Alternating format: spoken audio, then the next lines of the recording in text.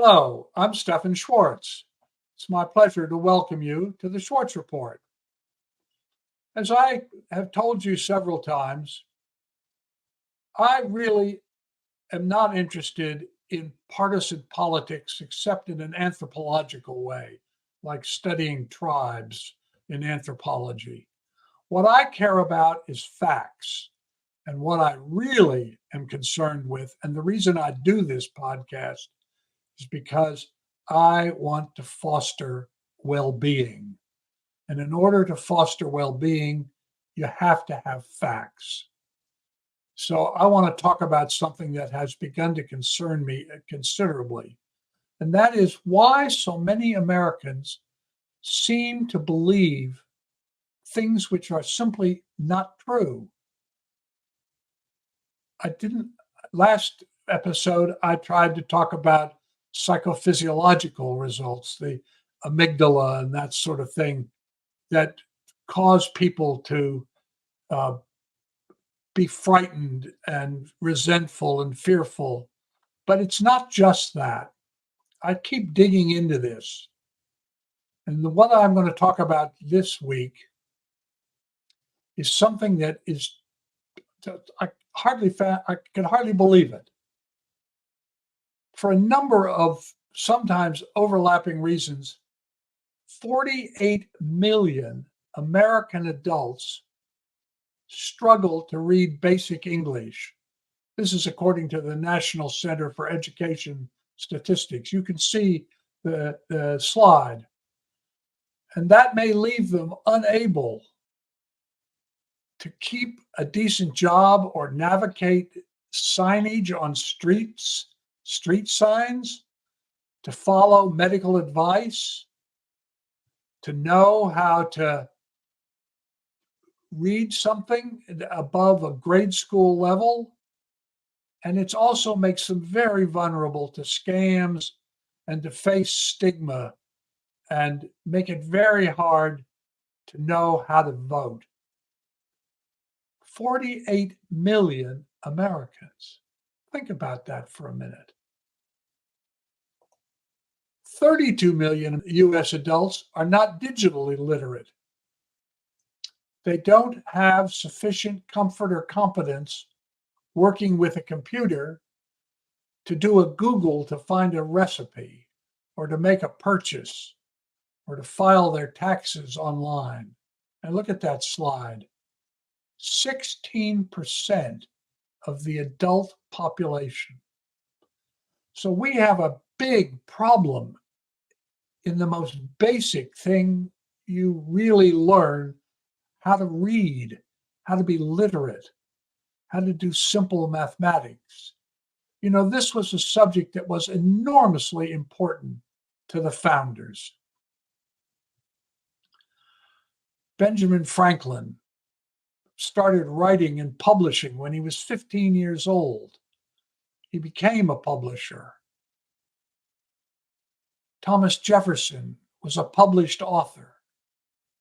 George Washington had been a surveyor and had to know not only to be literate, but how to do mathematical skills, because that's what it takes to be a surveyor.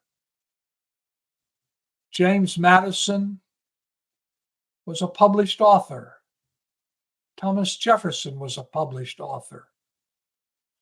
To these individuals who formed our country,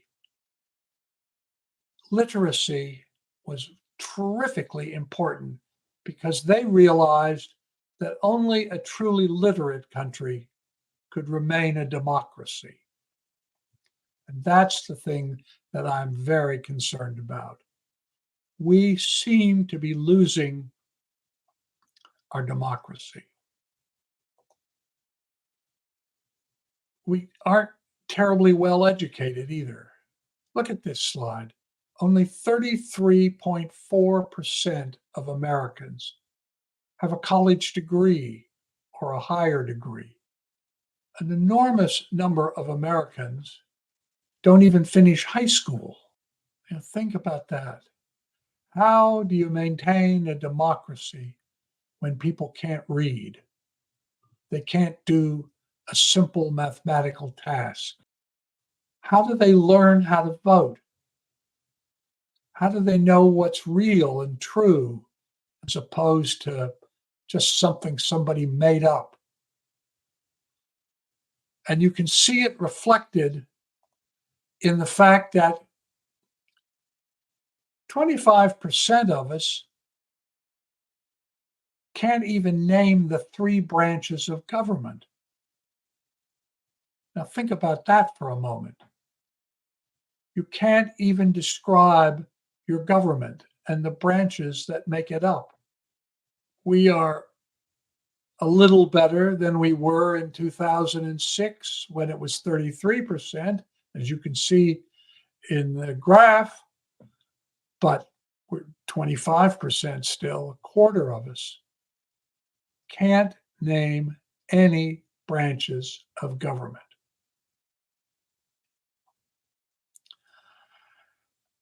We're not educating people correctly. That's what becomes clear. It becomes obvious that we are not getting across the things we need to in school. Now look at this. Our ability to do math and to read is much lower than most other developed countries. Look at this chart. The orange is America. The gray is the OECD, the Organization for Economic Cooperation and Development, an international association of developed countries. And you can see we're not doing well. We're not getting it across to our children. We are taking public education apart, particularly in the red states. If you can't be literate and you can't do simple math, how are you ever going to be a citizen in support of democracy? I just don't see how that works. And look at this. Look where we rank compared to other people in other countries. We rank 16th in reading skills, 21st in math skills, 17th in problem solving. Look at Japan. Higher reading skills, higher math skills, higher problem solving. Look at Finland. These countries are putting serious effort into the public education system that they have put together, and we are not. And if we're going to survive as a democracy, we need to be better educated. We need to be putting more effort into public education. It's not a function of money per se. Look at this. This is the last year I could get, I thought, really fully reliable data. We're spending $10,559 a year per student, and yet we're doing very poorly. And what's worse, we have, I'm sorry to say, in the Republican side, people trying to gut the libraries, alter what people can be taught. We're not doing what we need to do to protect our democracy. So what can you do? Well, one thing you can do is you can go to the school board, wherever it is you live, and ask them this question. How do the children in these schools where you live rank in terms of other children in other states or in other countries? Pay attention to their answer, if they can even give it to you. We need to vote to support education. We need to make colleges cheaper.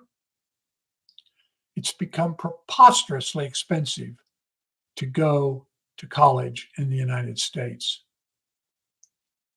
School debt, having to borrow money to get through college, has become a kind of curse that plagues young people.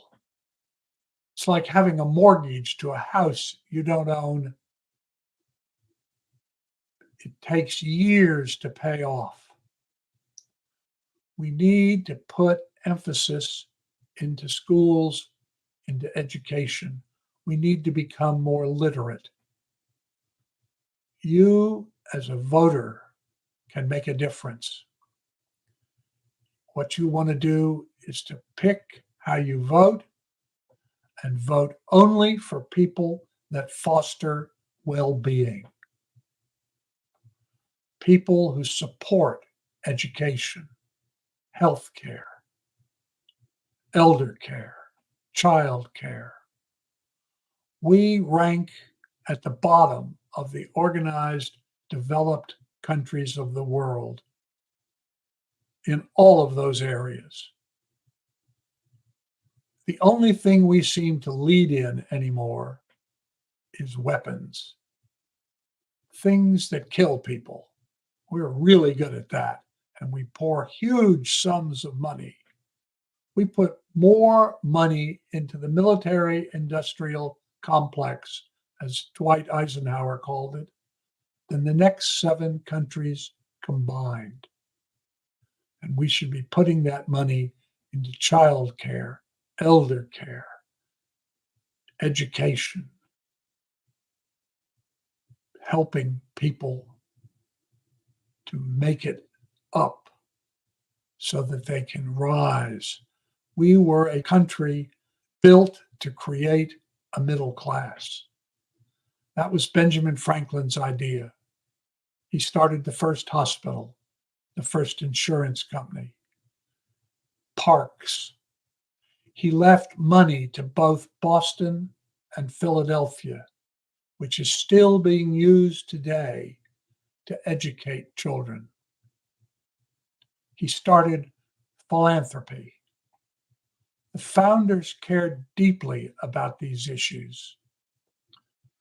They wanted people to be educated. They wanted them to be able to do math. They wanted them to be able to read carefully. They wanted them to be able to distinguish facts from nonsense. And we need to get back to those values.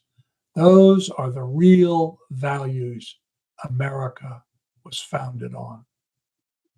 So the question I'm going to leave you with is, what are you prepared to do to make us a more literate, math-capable,